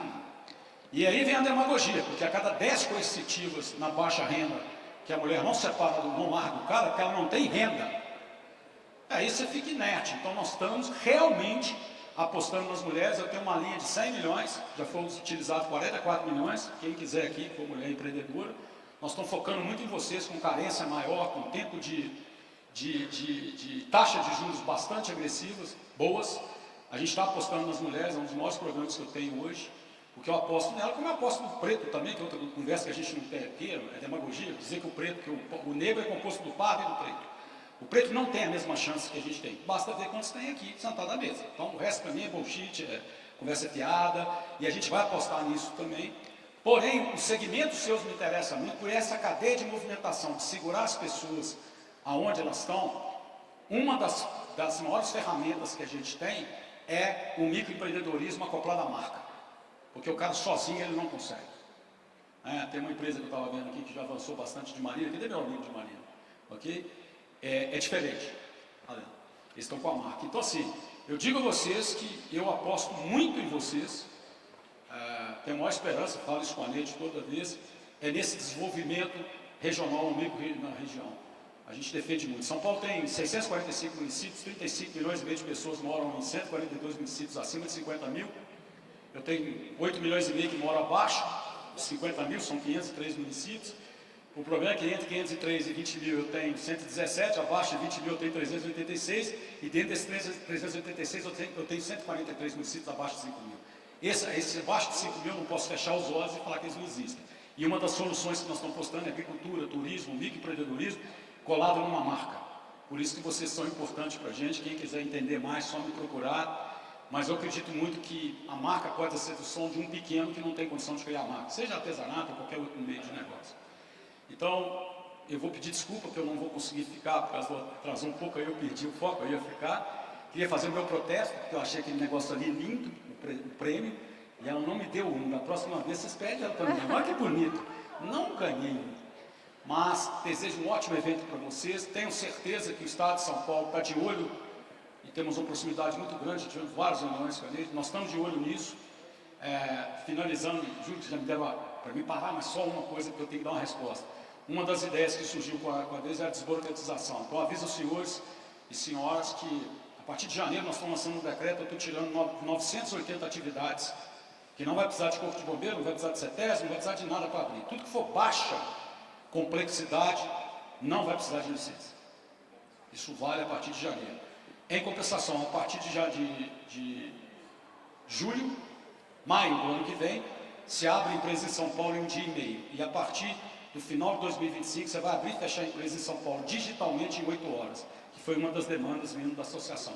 Então, essa desburocratização, a gente está focado, fique tranquilo que a gente vai andar muito mais rápido. E o resto nós estamos tratando, porque tem algumas coisas que é federal, tem algumas coisas que é outras secretarias, mas o plano está lá, eu olhei, inclusive hoje de manhã, eu dei uma checada nele, e fico à disposição de vocês, quem quiser ir na secretaria. Desejo sucesso, desejo otimismo, Você sair de 89 para 100, eu tinha um número de 42 pistas, bater 212, então não dá para ficar otimista, pessimista, pelo amor de Deus. E eu chamo a atenção para isso, esse negócio de ficar pessimista todo dia, gente, para com isso. Não é uma reclamação, até porque eu tenho um câncer, eu sou sobrevivente de um câncer, faço quimioterapia todo dia, era 90, morreu 89. Já pensou se eu ficasse chorando todo dia, que eu faço quimioterapia todo dia. Por isso que eu fui para o serviço público, eu não sabia se Deus não queria, nem o diabo, eu falei, não, no serviço público eu faço mais coisas, eu tenho chance de subir. Então, pessimismo não vai adiantar nada. Eu acho que aí é uma conjuntura, a gente precisa refletir sobre isso. Neide, de coração, muito obrigado pelo convite, você sabe a admiração que eu tenho por você e pelo segmento. E juro, de coração, desejo que Deus os abençoe, que vocês continuem crescendo. Muito obrigado. Obrigado, secretário Jorge Lima, pelas suas palavras e pela sua presença aqui na abertura do nosso congresso. E atenção, preparem-se, porque vem aí a apresentação do keynote speaker Alan Dias Castro.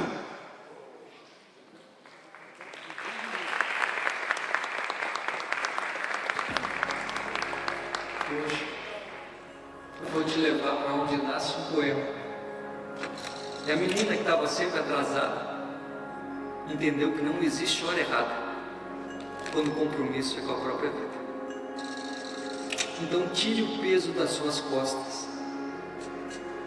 E quando partir, não leva o passado na mochila. Então, quando encontrar alguém que mereça, repita os gestos que você gostaria de ter recebido. Agradeça e sinta-se agradecido. Preciso remar. É muito bom receber aquela mensagem que diz: calma, vai passar. Mas a que muda tudo é que diz: calma, estou passando aí.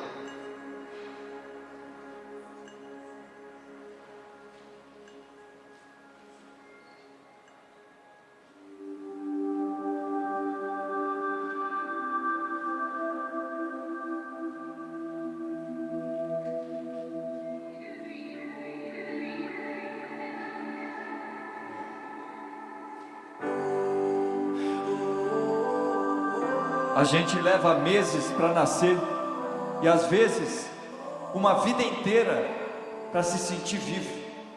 A gente acaba ficando tão competitivo que vive com medo de perder.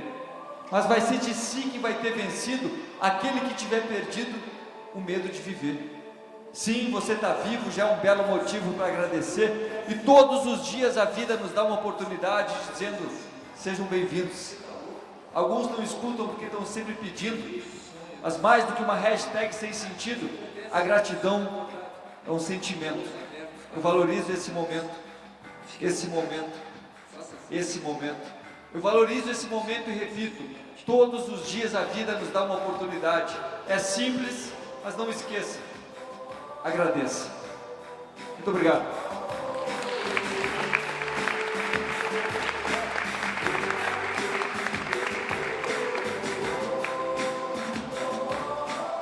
Muito boa noite, pessoal. Um prazer imenso estar aqui. Começo agradecendo de fato pelo convite, pela oportunidade. O meu objetivo aqui hoje é que a gente consiga fazer uma travessia. Eu sempre chamo de travessia porque é chegar de um lugar até o outro, justamente vencendo o medo e vencendo os julgamentos, né? Essa travessia, até depois do medo, até depois dos julgamentos, eu sempre relembro que nem todo talento cabe no diploma, nem toda identidade cabe na carteira. Nem todo mundo é igual, pelo contrário, há quem siga seus sonhos a qualquer preço, mas há quem se venda por salário. Quem está errado, no meu simples ponto de vista, é quem estiver fazendo o que não quer, porque disseram que era o certo. Tudo bem? Tudo certo aí? Muito obrigado. Então eu vou dividir com vocês um pouquinho da minha trajetória até romper o que chamam de normal, né? A gente confunde muito o padrão com o normal, o que está todo mundo fazendo, a gente acha que é o que deve ser feito, então a gente acaba entrando naquele efeito manada. Eu vou dividir com vocês aqui o que eu chamo de pontos de encontro, que são os momentos onde a gente consegue finalmente romper essa bolha, romper esse padrão da tal da normalidade, a gente consegue finalmente atingir a nossa identidade, que é o que eu vou trazer hoje. Lembrar que identidade é a nossa marca. Então eu começo pedindo um vídeo onde foi o momento crucial da minha vida, onde consegui romper com o que era esperado de mim, porque quando eu tinha meus 15 anos, meus pais já tinham um plano para mim, que eu já deveria fazer direito, me formar com 20 e poucos anos, com 30 e poucos eu seria juiz, enfim. Esse vídeo explica um pouco, por gentileza, Jefferson, um vídeo chamado Sapato Apertado, conta um pouco como eu me desvencilhei do chamado normal. O julgamento de que você não vai conseguir muitas vezes vem da insegurança do outro, baseada na própria incapacidade. Por isso, quando alguém disser que tem um sonho, respeite. Para dizer que é impossível, já basta a realidade. Eu lembro do meu primeiro emprego, quando me perguntaram qual era o meu grande sonho, meu grande objetivo, e eu, na maior tranquilidade, sem a menor maldade, assim, eu falei: olha, eu quero deixar meu nome na história. E aí todo mundo riu. O chefe da vez falou: ah, é? Você quer deixar teu nome na história? Beleza? Começa assinando essa papelada aqui, ó. E, tranquilo, nada errado em começar assim. Mas eu fui percebendo que eu estava mesmo deixando o meu sonho dormindo na gaveta. E só faltava um carimbo assim, dizendo arquivado. E nessa época, eu usava um sapato emprestado, que me deram e disseram: ó, isso aqui é para você seguir os passos do teu pai. E cada vez que eu botava, era como se estivesse me emprestando um futuro que não me cabia. E, percebendo hoje, aquele sapato apertado era que tornava físico o desconforto que eu sentia. Mas me adiava dia a dia, e a dor vai se acomodando, é só pisar para o lado que a gente está acostumado, e a gente se adapta ao incômodo de andar para o lado errado. E aí vai mais devagar para doer menos o pé, e por isso está sempre atrasado para chegar onde não quer. E não adianta querer se espelhar no futuro que você admira, mas não se vê. não é a sua verdade. E não dá para se iludir por uma realidade emprestada se o seu sonho não couber nesse espaço. E aí eu entendi que correr atrás do que eu acredito significa respeitar os meus próprios passos. Por mais que pareça suportável no momento, não limite a sua vida aos julgamentos. Quando o seu sonho é a sua verdade, a realidade vai ser o que você sonhou. O julgamento não é real, é só a realidade de quem julgou. A gente só nasce inadequado para aquilo que não nasceu. Um sonho não é uma pedra no sapato. Se o seu estiver apertado, livre-se, porque ele não é seu.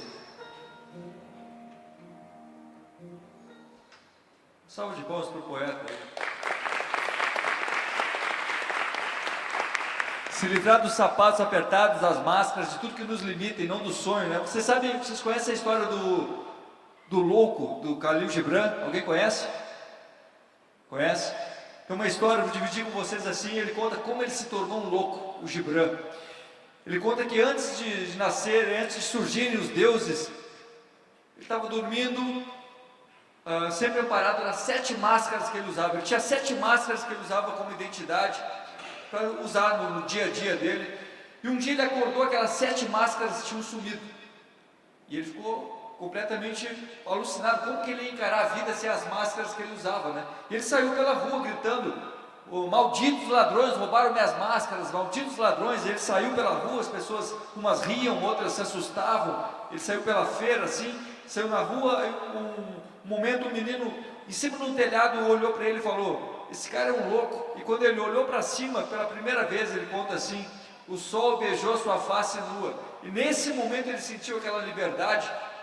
E aí ele passou a dizer: benditos ladrões, porque finalmente ele percebeu que quando a gente está tentando corresponder às expectativas dos outros, a gente tem que se enquadrar. E aí aqueles que nos compreendem escravizam algo em nós. E aí o que eu vou dividir com vocês é justamente a minha trajetória de liberdade. E eu começo sempre falando que a gente precisa estar com sentimentos em dia. E trago uma história, como todas que eu vou trazer aqui, muito pessoais, que lá em casa, vou dar um exemplo pessoal, quem ajusta o calendário é minha esposa Ana. E esse calendário ficou por muito tempo atrasado. E a gente tem que perceber que às vezes dos sentimentos que a gente mais se protege, são aqueles que a gente mais precisa. E aquele calendário ficou muito tempo atrasado, e um dia, quando eu percebi que já não ia mais machucar tanto, se eu perguntasse, eu falei: Ana, você reparou que aquele calendário, nosso calendário está atrasado? Ela falou: sim, eu reparei, ele está nessa data, porque nesse dia, ela falou, a minha mãe ainda estava viva. Ela comentou. E aquilo quebrou um gelo, a gente pôde finalmente trocar, falar sobre esse assunto, pôde romper aquela dificuldade que a gente tinha em ser sincero um com o outro, em dividir as dores, dividir os sentimentos, né? Porque a gente acaba se forjando ali, se protegendo, como eu disse, do que a gente mais precisa, né? Então, o que significa estar em dia com o nosso sentimento? A gente tirar essas máscaras, assumir que a gente erra, que a gente precisa de ajuda, que a gente também tem nossos medos, nossos sonhos. E a minha trajetória em busca dos meus sonhos começou com uma pergunta que eu divido com vocês. Me diz o que é pior: desistir do que quer ou se contentar com o que nunca quis? Eu repito, me diz o que é pior: desistir do que quer ou se contentar com o que nunca quis? Aí eu trago para essa trajetória, eu sempre falo, eu trago para a minha vida, sempre tentando criar um ambiente totalmente acolhedor, porque como eu falei a história do calendário atrasado, a gente não sabe a batalha de cada um, né? A gente não sabe quantos sonhos tiveram que ser esquecidos, quantos medos estão ali escondidos. Por isso que eu digo, cada pessoa tem uma história por trás das histórias que nos contam, então vamos respeitar a batalha de cada um. E a minha batalha, como eu falei, começou com essa pergunta, quando eu estava realmente deixando meu sonho dormir na gaveta, só faltava um carimbo de arquivado assim. E nessa fase, como eu falei no vídeo inicial ali, onde eu não sabia o que era pior, desistir ou me contentar, nessa fase, eu estava usando aquele sapato apertado que eu falei, era como se estivesse me emprestando um futuro que não me cabia, para seguir os passos de quem não chegou onde gostaria. Porque o sonho do meu pai era ser músico. Meu pai tinha um sonho, gente, que era de dar vazão a esse lado artístico dele, e parece novela, assim, parece um roteiro de filme, que uma semana antes dele se mudar de Porto Alegre para o Rio de Janeiro, onde ele daria vazão à carreira musical dele, eu ia dar esse primeiro passo pelo menos, o tio que o hospedaria ia dar aquelas boas-vindas, ia estruturar a chegada dele, esse tio faleceu, uma semana antes dele chegar. Aí ele perguntou para uma pessoa pela qual ele tinha muita consideração, pela opinião, ele perguntou, poxa, será que vale a pena largar a faculdade na época, largar a vida, largar essa vida que eu estou vivendo aqui, largar a cidade, para ir em busca dos meus sonhos, mesmo sem ter esse amparo inicial? E ele ouviu o seguinte, ele ouviu que não, porque ele não era bom o bastante. E ele tomou aquela, como eu falei, a limitação do outro, acabou limitando ele, porque ele tomou aquilo como verdade. Só que, para minha sorte, o meu pai me fez perceber que, por mais parecidos que sejam os caminhos, cada um tem que seguir o seu. E um sonho não é um bastão de frustrações hereditárias. O meu pai teve a grandeza de me oferecer o que ele não recebeu. Porque o meu sonho era muito parecido com o do meu pai. O meu sonho era também mudar para o Rio de Janeiro eu tinha aquela utopia, gente, de lançar um livro de poemas por uma grande editora. E aí, repito, tive que passar para aquele julgamento, você está louco, volta para o mundo, porque viver de sonho é profissão de vagabundo. E mais especificamente, quem que consome poesia? Você nunca vai conseguir lançar um livro para uma grande editora, ninguém consome, ninguém mais lê poesia. Mas mesmo assim, como eu tive o amparo, essa grandiosidade do meu pai, como eu disse, ofereceu o que não teve, eu tive a oportunidade de parar de contra o que eu não queria continuar naquela faculdade, eu não gostava disso, não queria aquilo, então eu parei de contra o que eu não queria para ir a favor do que eu sempre quis. Então é a primeira percepção, mudança de percepção que eu trago para vocês, que mudou a minha vida, parar de contra o que eu não queria para ir a favor do que eu sempre quis. E aí eu fui para o Rio de Janeiro, me mudei, e passei muito tempo ainda, gente, esperando a hora certa, sabe? Perdendo tempo esperando a hora certa.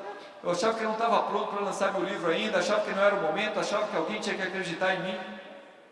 Aí a minha mãe, que é uma grande conselheira até hoje, ela me disse o seguinte, Alain, você quer escrever, você tem que ler. E ela me encheu de referências literárias assim, e numa delas estava um livro chamado Clarissa. Alguém já leu o livro Clarissa, do Érico Veríssimo? Já? É um livro que vai suave, né? Até que chega num personagem chamado Amaro, e ele fala assim, gente, Amaro era um cara que tinha sempre muitos projetos, um tumulto de sinfonias, invenções, melodias, poemas, mas entre o sonho e a realização havia um abismo que era preciso vencer com um pulo que ele nunca deu.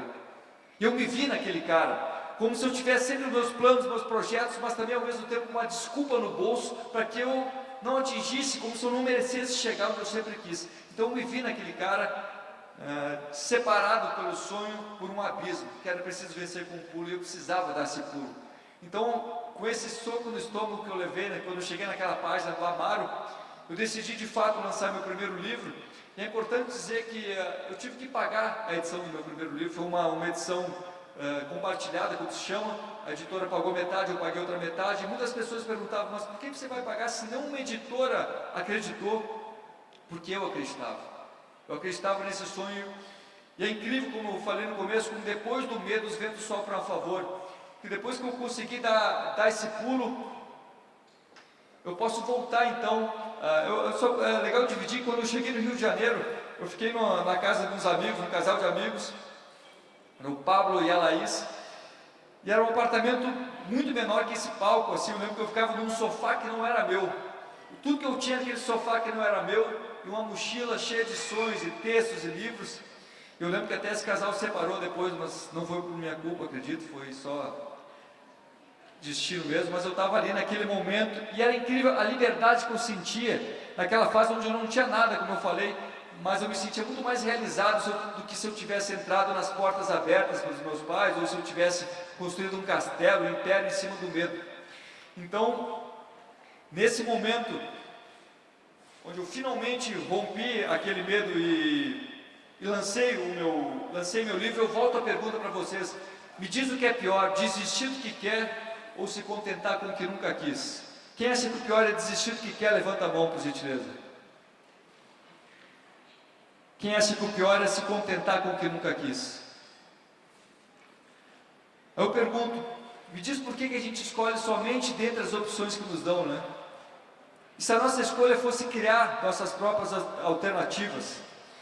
Desse ponto de vista, eu sempre me perguntei assim, o que me separava de criar minhas próprias alternativas? Eu tinha 3 desculpas básicas, que eu quero saber se vocês se identificam também. Eu usava, depois eu resolvo. Alguém já usou? Eu agora já estou velho, antes era muito novo. Vocês já usaram essas desculpas? Eu usava com muito mais frequência, até eu perceber que nem sempre dá tempo de resolver o depois eu resolvo. E aí então, dessa iniciativa de criar minhas próprias alternativas, surgiram mais 3 livros, até eu trouxe aqui hoje para dividir com vocês. Surgiu o Voz ao Verbo, que ficou na lista dos mais vendidos por um bom tempo. Depois A Monja e o Poeta, uma parceria com a Monja Cohen. E também o mais recente, o Colecionador de Saudades, que também me deu essa alegria de estar entre os mais vendidos, e realizei aquele sonho de lançar para uma grande editora. Mas muito mais do que números, vendas ou visualizações de vídeos, que foi o que me levou a muitas pessoas assim, a grande satisfação é você poder olhar no espelho e enxergar sinceridade, de você saber que você está oferecendo o que você também precisa. Eu sempre digo que para mim não faz diferença se alguém na vida, eu prefiro fazer diferença na vida de alguém. E aí, a pergunta que eu trago para vocês, sugiro que se faça a cada segunda-feira, a cada sexta-feira, enfim, é o que você faz para viver. É o que faz com que você se sinta vivo. O que você faz para viver é o que faz com que você se sinta vivo. E muitas vezes a gente confunde sentir vivo, a gente confunde quem a gente é com o que a gente tem, né? Antes de passar o próximo vídeo, eu só queria dividir com vocês a diferença entre ser e ter. As pessoas que confundem o que elas são com o que têm, as pessoas que acham que são o seu salário, que são o seu cargo, que são o seu carro, enfim. As pessoas que confundem o que são com o que têm, quando perdem seu cargo, se despedem de quem? De quem nunca foram na realidade, porque não existe hierarquia que diminua a nossa personalidade, quando a gente se dá conta que atrás do crachá é que está a nossa identidade. E está aí o alívio, ninguém tira o que você é. E por isso que eu digo, a gente continua ganhando, mesmo respeitando o outro fora do ambiente de trabalho, fora do horário, porque valorizar alguém não significa perguntar o salário. E ser o que a gente é diferente de ser o que a gente quer ter. Então não deixe que sua posição chegue primeiro que você. Vou começar agora um resgate dessa nossa essência, olhando para trás, de fato, de onde vieram esses medos, de onde vieram esses sonhos, de onde vieram essas possibilidades que ficaram no tempo. Eu queria pedir por gentileza um segundo vídeo chamado Ancestrais, para a gente fazer esse resgate da essência. Quantas gerações dormem dentro de um sonho? Seus bisavós, avós, seus pais, e às vezes são tantas que nem você desperta mais. Mas um sonho não é um bastão de frustrações hereditárias. Por mais que hajam opiniões contrárias, basta que uma pessoa seja a favor de fazê-lo acontecer. Sim, você. Pensa nessa vida como se fosse uma viagem. Nossos ancestrais nos deram a passagem, mas ninguém pode viajar no lugar de alguém. E quem nunca escutou frases como sempre foi assim na nossa família, ou isso não está no nosso sangue, não é pra gente, nem tente, porque ser realizado não é nossa realidade. Ou ainda, tenha vontade, mas tenha mais limites. Eu diria, respeite essas opiniões, mas não acredite. São escolhas. Existe uma diferença entre quem diz que sabe o caminho e quem caminha. Repito, respeite. Cada um fez o que pôde com as possibilidades que tinha. Por isso não existe culpa. O que nos deixa estagnados é viver olhando para trás, procurando culpados. E aquele que é capaz de olhar o passado e agradecer, já entendeu. Por mais parecidos que sejam os caminhos, cada um tem que fazer o seu. Os que vieram primeiro nos deram a chance de aprender até com os erros. Honrar as antigas gerações é cortar o cordão umbilical das frustrações. E isso é dar luz à própria vida, é renascer para a liberdade, assumir a responsabilidade do seu sonho, é escolher sua realidade. Muito obrigado. A vida é o que passa enquanto a gente espera a coragem de parar de levar a vida que os outros esperam da gente. E nesse resgate da essência, então eu cheguei nos ancestrais, eu chego agora na criança, a criança que a gente foi um dia. E esse poema, depois eu vou chamar algumas pessoas, se alguém quiser dividir alguma coisa comigo aqui, mas esse poema começa com a seguinte pergunta: Se a criança que você foi um dia viesse te visitar, será que ela se reconheceria? Aí eu lembro, gente, o dia em que a minha criança veio me visitar e já não se reconheceu. Eu lembro que eu usava um crachá, eu lembro que eu estava sorrindo naquela foto, eu nem sei se eu posso chamar de sorriso, era o que eu chamo hoje de sorriso de emergência. Vou dizer para vocês que é o sorriso de emergência. Sorriso de emergência é aquele momento da vida em que a gente quer dizer sim e não consegue, precisa dizer não e não sai, a gente tem aquele monte de sentimento entalado na garganta, aquele monte de eu te amo travado, sai no máximo aquele sorriso de emergência. E não foi por esse sorriso falso que a minha criança não se reconheceu. Ela não se reconheceu pela insatisfação que eu trazia no olhar, e isso não tem disfarce, porque vem de dentro, que é exatamente onde a nossa criança mora. É isso, o olhar é o parâmetro, o ponto de vista da sinceridade de como vai você. Sim, nossos olhos refletem como nossa criança nos vê. Aí eu conto a história que diz: a criança que eu fui um dia mora dentro desse adulto que eu me tornei. Na mesma gaveta onde eu guardo os para de sonhar, leva a vida a sério, e ela representa tudo que eu quis ser um dia. Mas parei de sonhar e levei a vida a sério. Sim, exatamente como me disseram para fazer. Mas ao contrário de mim, ela nunca desiste, ela insiste em me fazer sorrir. Essa criança não marca hora na minha agenda lotada de desculpas, ela não pediu licença, simplesmente abriu a porta e veio me visitar. E como quem fala: ei, você não está mais de castigo? Ela me olhou e disse a coisa mais séria que eu já ouvi: você quer brincar comigo? Então que a gente lembre sempre de não confundir levar a vida a sério com perder a graça. Eu queria saber se além de mim aqui tem alguma criança hoje. Estou sozinho? Ah, não. Estamos em muitos, que bom, bom saber. Eu queria saber se alguém está disposto a vir aqui conversar comigo. Alguém quer ganhar um livro? Sempre funciona. Você, pode vir. Você mesmo, isso. Primeira criança corajosa. Eu tenho mais um livro, preciso de mais uma pessoa que esteja disposta. Você? Uma salva de palmas para essas duas corajosas aqui. Vai.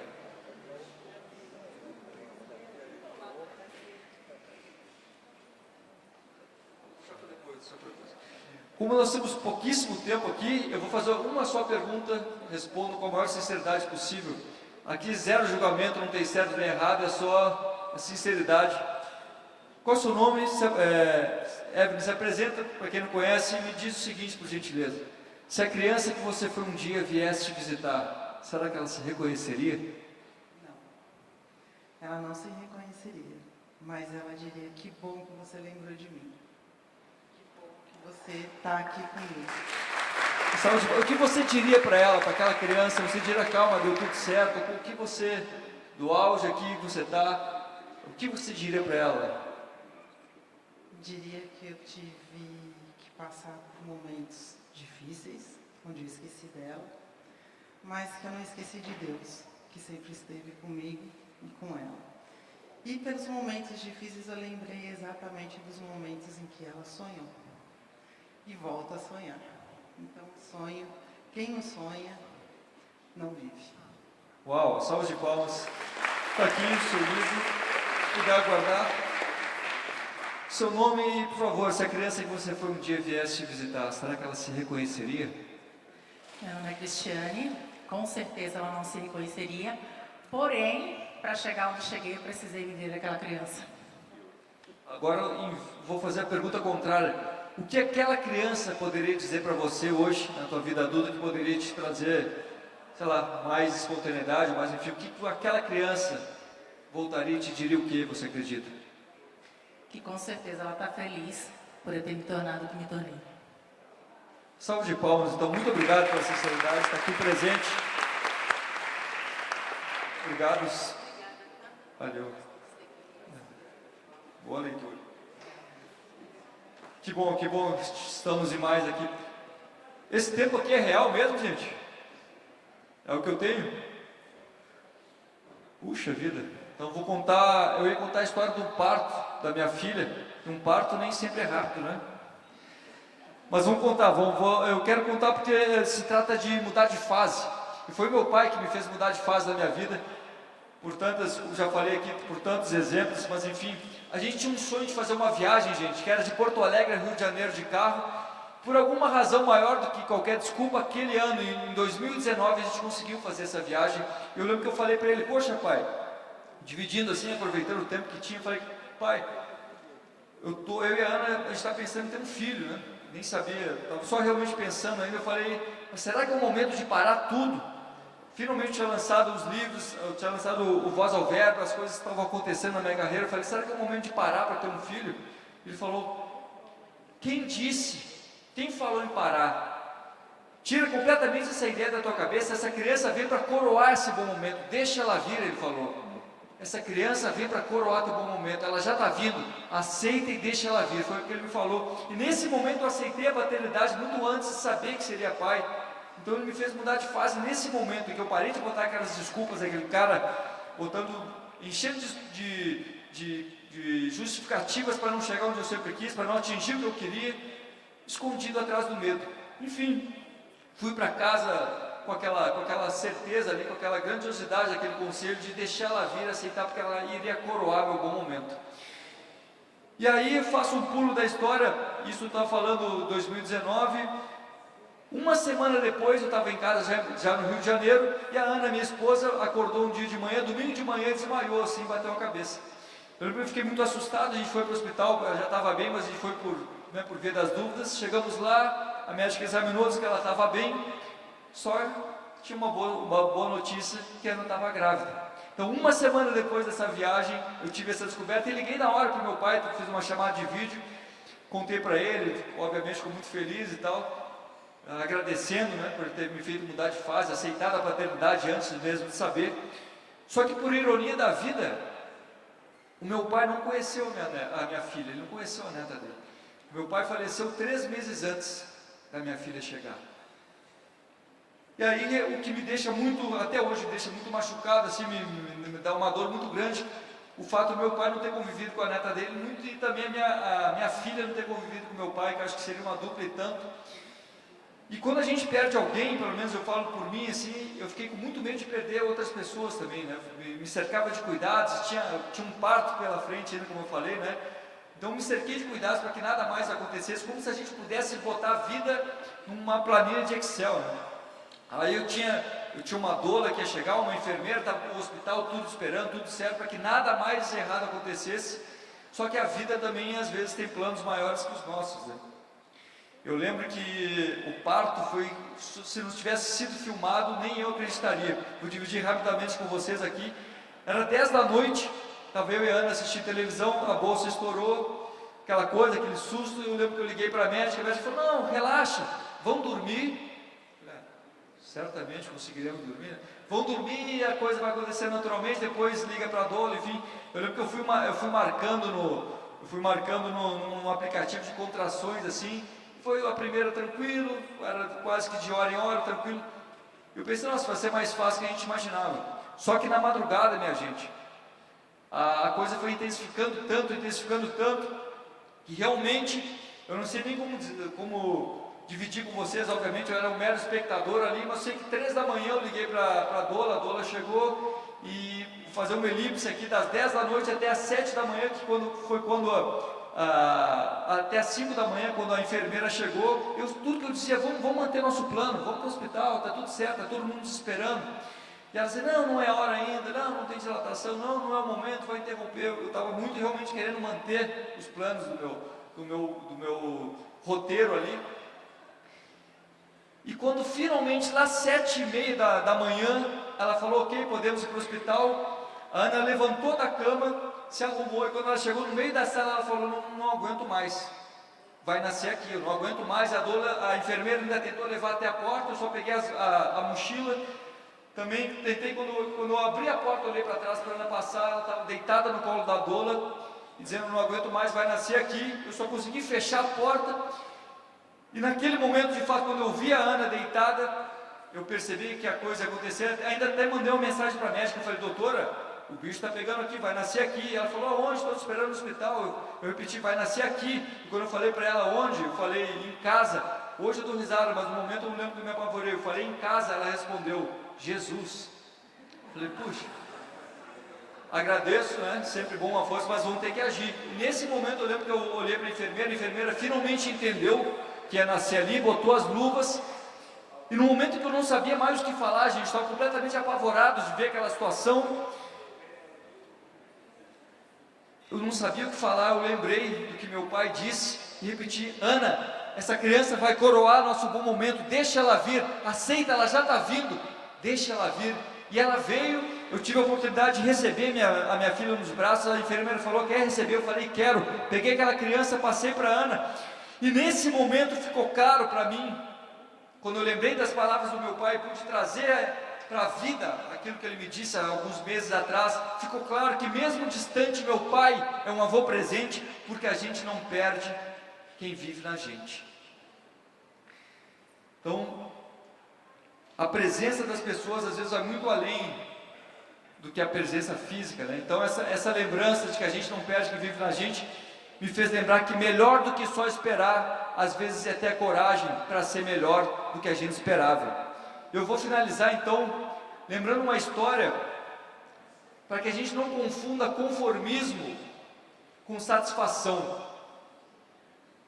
Porque muitas vezes a gente acha, não, já cheguei onde eu gostaria, estou satisfeito. Então a gente não está satisfeito, a gente está conformado. Então, para que a gente não morra antes da própria morte, não morra em vida, eu vou contar essa história rápida, que diz assim, eu lembro justamente um dia que eu ouvi essa história, eu estava no lançamento do meu livro, e um rapaz chegou para mim e disse assim, Alain, eu não tenho como te agradecer, porque um dia eu estava na praia, ele contou assim, e a mulher dele, estava ele e a mulher dele na praia, e a mulher dele foi para o mar, estava brincando numa boia e começou a se afogar. E ele, assistindo na areia, não sabia se era brincadeira ou não, finalmente percebeu que aquilo era real, foi até ela, quando tirou ela daquela situação de risco, ele começou a entrar, ele começou a se afogar. Aí ele falou justamente isso, não, ele me contando assim, ele falou, não, eu já tirei minha esposa da situação de risco, meus filhos já estão grandes, ele falou, já posso morrer. Até ele perceber, repito, que ele não estava satisfeito, ele estava morto de medo, ele tinha morrido antes da própria morte. E muitas vezes na nossa vida a gente é assim também, né? A gente fica com tanto medo que acaba confundindo, como eu falei, a satisfação, não, já estou satisfeito, com o conformismo. E quando ele percebeu que ele não estava satisfeito, ele estava conformado, ele lembrou de uma palavra, de uma música, que é O Mar Ensina, a palavra rema. Eu queria finalizar esse papo então, falando um poema, e que vocês conseguissem agora levar essa palavra rema para a vida de vocês, para os objetivos de vocês. Quem quiser fechar o olho e pensar em algo que quer muito, naqueles momentos em que a gente chega tão longe, às vezes faltou um passo, a gente desiste, né? A gente acaba sendo engolido pela vida. Então, quem fique à vontade para simplesmente pensar no que vocês realmente querem, aquilo que vocês muitas vezes não contam para ninguém, escondem atrás de sorrisos, escondem atrás de piadas assim, porque é tão íntimo que a gente não tem nem coragem de assumir. Então, fique à vontade para fechar os olhos e pensar nisso, nessa palavra rema, rema, rema. E por favor, pode soltar a trilha do Mar Ensina, que eu vou finalizar com esse poema, que diz assim: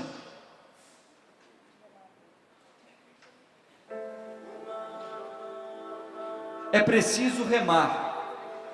O mar ensina paciência aos que têm pressa, equilíbrio aos que já caíram, mas não deixaram de remar. Para ganhar o mar, é preciso perder o medo e manter o respeito. Mas é preciso remar. O mar ensina, é possível encontrar liberdade entre as suas correntes. Mas é preciso remar.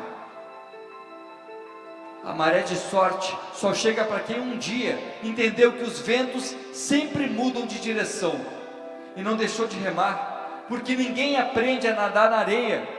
O mar ensina, mas é preciso remar. E é por isso que eu peço fôlego para lembrar que ondas e lágrimas são feitas de água salgada. Eu peço fôlego para transformar tristeza em mar. E se o caminho for longo, eu peço fôlego para remar na volta. Eu peço fôlego para voltar e voltar a remar. Então eu me despeço de vocês, já que a gente teve esse encontro um pouco abreviado, relembrando que toda vez que a gente consegue assumir essa nossa identidade, a gente descobre quem a gente é, por consequência do que a gente tem a oferecer. Então, quando a gente descobre que a felicidade às vezes depende muito mais da gente do que do outro, a gente para de procurar desculpas e culpados. Eu sempre digo, felicidade é como se fosse uma fonte que só seca se você não regar. Feliz daquele que sorri com a alegria do outro, porque aprendeu a transbordar. Muito obrigado.